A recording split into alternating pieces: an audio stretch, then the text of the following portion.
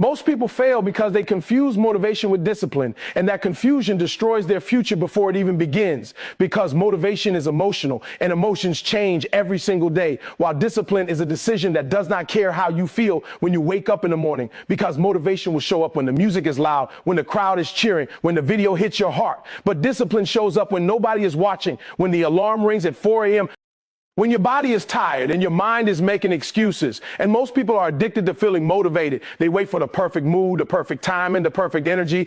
And when it is not there, they do nothing. And then they blame life. They blame God. They blame their past. They blame people. But the truth is motivation never built empires. Discipline did. Motivation never changed bloodlines. Discipline did. Motivation never saved anyone from poverty. Discipline did. And the problem is people think if they feel good, they will work. But winners work even when they feel broken, even when they feel empty, even when they feel scared, because discipline says do it anyway. Discipline says show up anyway. Discipline says this is bigger than your mood. And most people fail in 2026 because they are chasing inspiration. Instead of building systems, they watch videos, they listen to speeches, they write quotes, they repost success, but they don't practice consistency.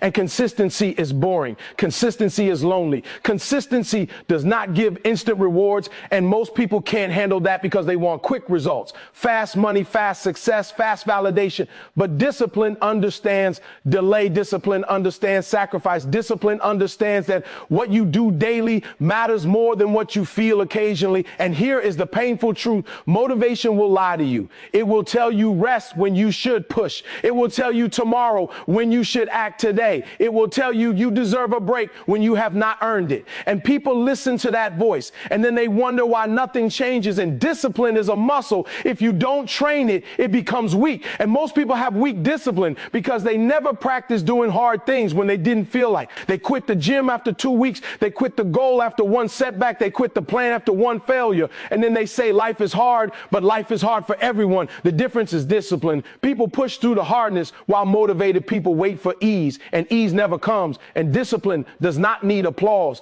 Discipline does not need likes. Discipline does not need motivation. Discipline needs commitment, and commitment is saying, I will do this even when it hurts, even when it takes longer than expected, even when nobody believes in me. And most people fail because they only work when they are excited. But excitement fades, and when it fades, so does their effort. And that is why their results never last, because motivation can start you, but only discipline can sustain you. Motivation can light the fire, but discipline keeps it burning. And if you don't build discipline, your dreams will always stay dreams, because discipline is the bridge between where you are and where you want to be.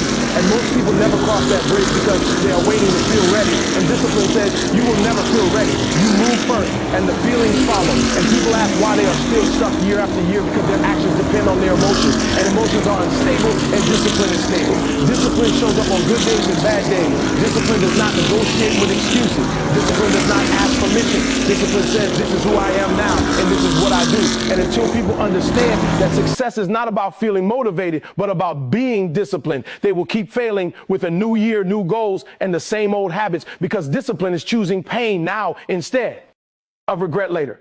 And most people choose comfort now and regret later, and they call it bad luck. But it is not bad luck. It is lack of discipline. And until that changes, nothing else will change. They want results without changing their daily habits. And this is one of the biggest reasons people fail year after year, because they pray for a new life while protecting the same routine. They ask God for blessings, but they refuse to let go of the behaviors that keep them stuck. And they want a different outcome with the same actions. And that is insanity, because your life is a reflection of what you do consistently, not what you wish for occasionally. And most people fall in love with the idea of success, but they are not willing to fall in love with the process that creates it. They want the money without the grind, the body without the discipline, the respect without the sacrifice, the confidence without the work and habits are the invisible force shaping everything you become, whether you like it or not, because every small decision you make daily is either building you or breaking you. And people underestimate the power of habits because they look small: waking up late, scrolling on the phone, skipping work, cutting corners, eating junk, procrastinating. And they think it doesn't matter, but it matters more than you think, because habits compound down, and what you do every day becomes who you are. And most people fail because they focus on goals instead of systems. They want to hit a target, but they don't build the routine required to reach it. And goals are exciting, but habits are boring, and boring is where most people quit because nobody claps for consistency. Nobody celebrates you waking up early. Nobody gives you credit for showing up daily. And because there is no immediate reward, people stop, and then they say the system doesn't work. But the system works if you work it. And changing habits is uncomfortable because it forces you to confront the truth about yourself. It forces you to admit that your current habits created your current life, and that hurts the ego. So instead of changing habits, people change excuses. They say, I don't have time, I don't have energy, I don't have support. But the truth is, you have habits that steal your time, drain your energy, and keep you comfortable. And comfort is the enemy of growth. And growth requires intentional daily actions, not occasional effort. And people want breakthroughs, but breakthroughs are built on boring, consistent habits, repeated when nobody is watching. And daily habits don't care about your age, your past, your background, your circumstances. They respond only to action. And most people fail because they try to do everything at once. They make big promises and then collapse because they didn't master the small disciplines first. They want a new life overnight. But transformation is slow, and habits take time to rewire. And that waiting period is where people give up because they don't see results fast enough, and they start doubting the process. But the process is working even when you can't see it, because habits work silently. They don't announce themselves. They don't show instant results, but they are stacking wins or losses every single day. And people who win understand this. They don't chase motivation. They chase routine. They don't wait for perfect conditions. They create structure, and structure creates freedom. And most people fail because they let their environment control their habits. Instead of designing an environment that supports growth, they keep junk around and then wonder why they overeat. They stay around lazy people and wonder why they lack drive. They sleep late and wonder why they are tired. And habits are easier to keep. Wait. Your environment is a line, but people refuse to change their environment because it means change, and change threatens comfort. And the sad part is people are more afraid of discipline than they are of regret, and regret is far more painful. And until someone decides to attack their habits with intention, their results will never change because your habits are voting every day for the person you are becoming. And if you don't like your life, look at your habits because they are the real truth. And until those habits change, the results will never change. They listen to too many opinions and ignore their own potential, and that noise is slowly killing their destiny because everybody has something to say. Everybody has advice. Everybody has a warning. Everybody has a fear they want to project onto you. And most people don't realize that the loudest voices around them are usually coming from people who never did what they are trying to do. And when you listen to broke people about money, scared people about risk, lazy people about discipline, you inherit their limitations. And then you wonder why you stop believing in yourself. And opinions are dangerous because they sound like wisdom. But most of them are rooted in fear, insecurity, and past failure. And people fail because instead of trusting the vision God placed inside them, they start asking 10 people for approval. And by the time they are done asking, they are confused, paralyzed, and scared to move. And the truth is, if you are called to do something different, you cannot take advice from the crowd because the crowd lives average lives, and average thinking produces average results. And most people don't fail because they lack ability. They fail because they doubt it, and that doubt is planted by other people's opinions. People telling them, be realistic, slow down, that's too risky. Who do you think you are? And they internalize that voice until it becomes their own voice. And now they are fighting themselves. And you can't win a battle when the enemy is in your head and potential is silent. It doesn't scream, it doesn't beg for attention. It waits for courage and discipline to activate. Most people never activate because they keep looking outside for validation instead of looking inside for conviction. And when you need permission to believe in yourself, you have already lost. Because winners don't need permission. They need commitment. And most people give more weight to opinions than to results. They believe words more than evidence. And the evidence is this: you have survived things that should have broken you. You have learned things nobody taught you. You have come this far with limited resources, and that alone proves there is something special in you. But instead of building on that truth, you allow one negative comment to erase years of strength. And that is why people fail, because they don't protect their mind. And your mind is a battlefield. And if you don't control what enters it, opinions will control how you see yourself. And people people will talk whether you win or lose, so you might as well win. But most people are more afraid of criticism than they are of regret, and regret lasts longer than criticism. Criticism fades, but regret stays with you at night when you're alone and you know you didn't try. And people fail because they ask advice from people who don't have the life they want. And success leaves clues, but so does failure. And if you study failure long enough, you start thinking like it, and then your actions reflect it. And opinions become changed when you respect them more than your own inner voice. And that inner voice is not arrogance, it's alignment. It's knowing who you are and what you're capable of. And most people never find out what they are capable of because they quit at the first sign of doubt. And doubt is normal, fear is normal, resistance is normal, quitting is optional. And people fail because they want everyone to understand their vision. But vision is personal. It was given to you, not them. And the moment you need universal agreement, you dilute the vision. Then you move slower, weaker, and unsure. And the saddest part is people die with potential still inside them because they let the opinions of others decide the size of their life. And you cannot let someone who is scared of the water tell you not to swim. And you cannot let someone who never left their comfort zone tell you that growth is dangerous. And most people fail because they trade their future for social approval. And social approval does not pay the bills, does not fulfill your purpose, does not change your bloodline and potential demands isolation. Sometimes it demands silence. It demands that you stop explaining yourself and start proving yourself. And the more you listen to opinions, the less you hear your own calling. And your calling is quiet. It speaks when you are alone, when you are working, when you are focused. But if your ears are filled with noise, you will miss it. And then years later, you will say, I almost did it. I was close. I had a chance. And almost is the most painful word because it means you were capable, but you didn't commit. And most people fail, not because they were stopped, but because they stopped themselves after listening to the wrong voices. And until you learn to trust yourself more than the opinions of others, you will always play small in a world that rewards boldness. They quit when the process gets boring, slow, or painful, and that is where most dreams die. Not at the beginning, not because of failure, but because of repetition, because doing the same thing every day without immediate results tests your patience, your belief, and your identity. And most people are addicted to excitement. They love the start, the announcement, the fresh energy, but they hate the middle, and the middle is where transformation happens. The middle is quiet, the middle is lonely, the middle has no applause and no proof that what you are doing is working, and that uncertainty scares people because they want guarantees, and success offers none. It only offers a chance if you are willing to stay when it stops feeling good. And people quit because boredom feels like a sign to stop. But boredom is actually a sign that you are on the right path, because mastery is built in repetition, not novelty. And pain is part of the process because growth stretches you, and anything that stretches you will hurt. But most people interpret pain as danger instead of development. So they retreat back to comfort and call it self-care when it is actually self-sabotage. And quitting feels good in the moment because it removes pressure, but it creates long-term regret. And people fail because they want progress without discomfort. But discomfort is the entry fee to every level you admire. And the people you look up to did not avoid pain. They learned to endure it. And boredom is dangerous because it whispers lies. It tells you this is pointless. This is taking too long. This is not for you. And most people believe that voice because they are tired, and tired minds make weak decisions, and the process does not reward impatience. It rewards persistence. And those who win are not the most talented, but the most consistent. And people quit because they overestimate how fast success should come and underestimate how long they can endure. And time becomes the test because staying longer than everyone else is a strategy. But most people don't see it that way. They see time as an enemy instead of an ally. And pain exposes character because when it hurts, you find out who you really are. And most people don't like what they see,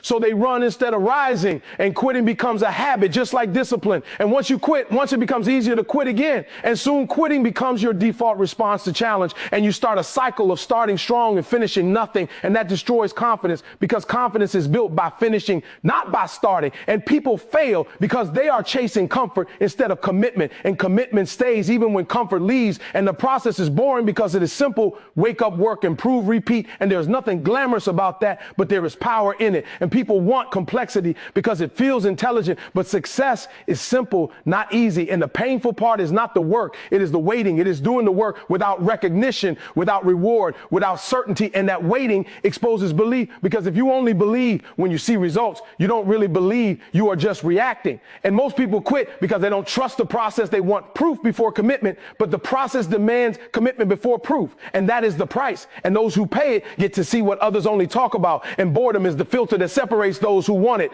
from those who are willing to work for it. And pain is the toll you pay to cross into a higher level. And most people turn back because they are not prepared to pay. And quitting gives you a story to tell, but staying gives you a life to live. And the reason most people fail is not because the process didn't work, but because they didn't stay long enough for it to work.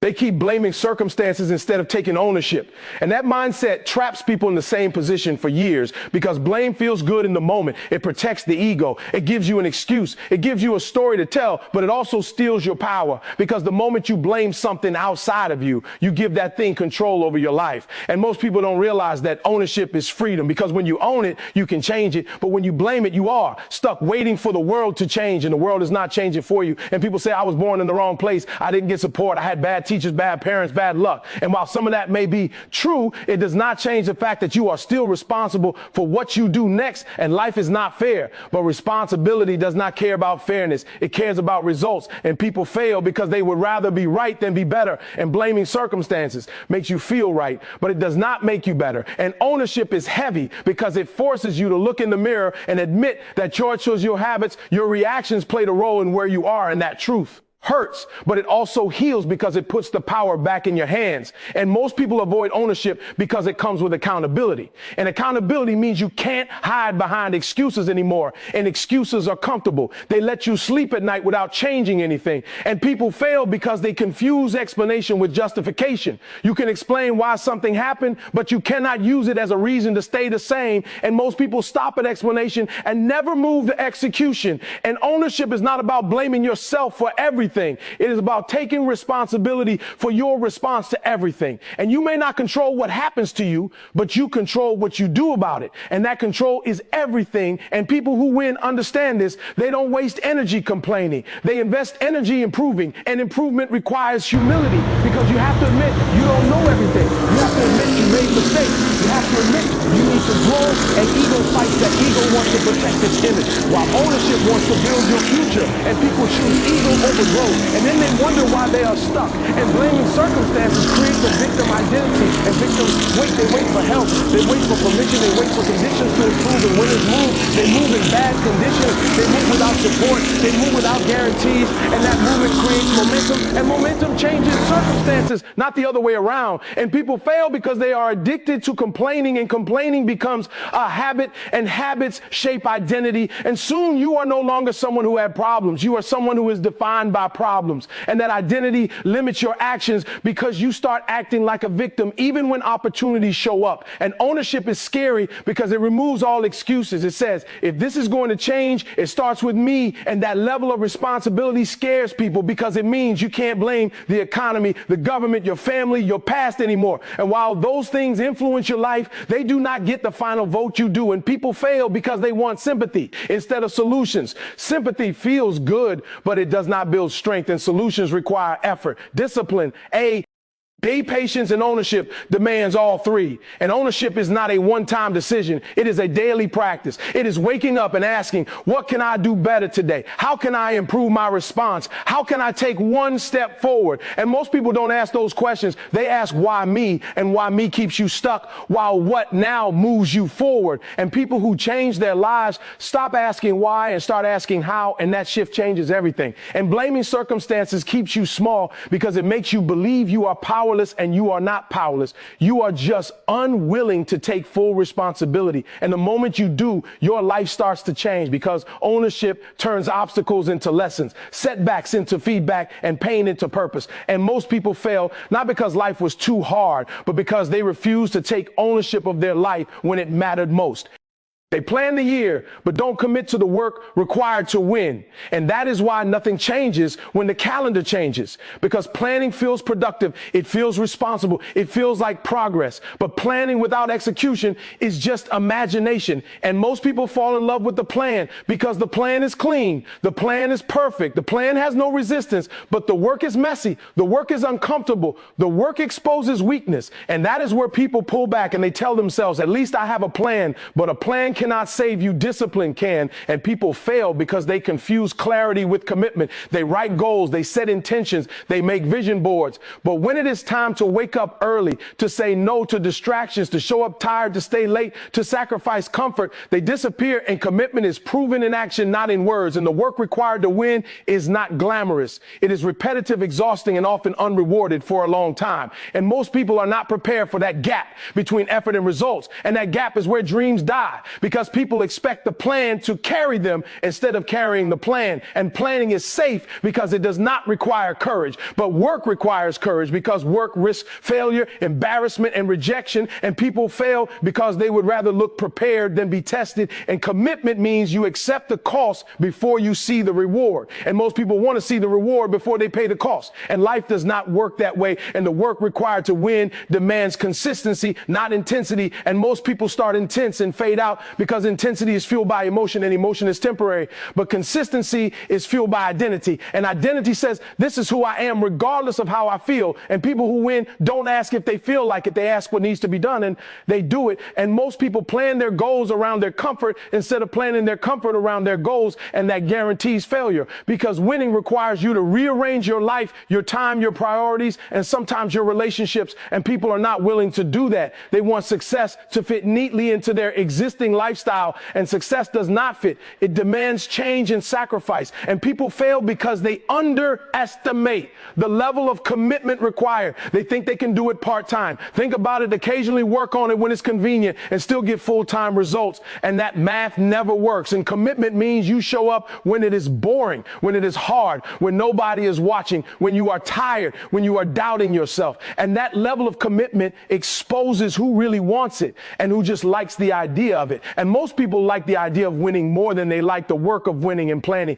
gives them the illusion that they are moving forward while they are standing still, and months pass and then years pass and they wonder where the time went. And time went to people who were working while they were planning. And the work required to win does not negotiate. It does not care about excuses. It does not care about your mood. It demands payment every day. And if you don't pay, someone else will, and that person will take the opportunity you wanted. And people fail because they keep lowering the work to match their comfort instead of raising their commitment to match their goals. And goals don't bend. Reality bends to effort. And effort is painful because it forces you to give up things you enjoy in the short term for something you want in the long term. And most people are addicted to short-term pleasure, and that addiction keeps them stuck because they plan greatness but live small. And commitment means you are willing to be misunderstood, you are willing to be lonely, you are willing to be tired, you are willing to be patient, and that willingness separates winners from wishers. And planning is important, but it is useless without relentless execution. And the reason most people fail is not because they didn't know what to do, but because they didn't do what they knew.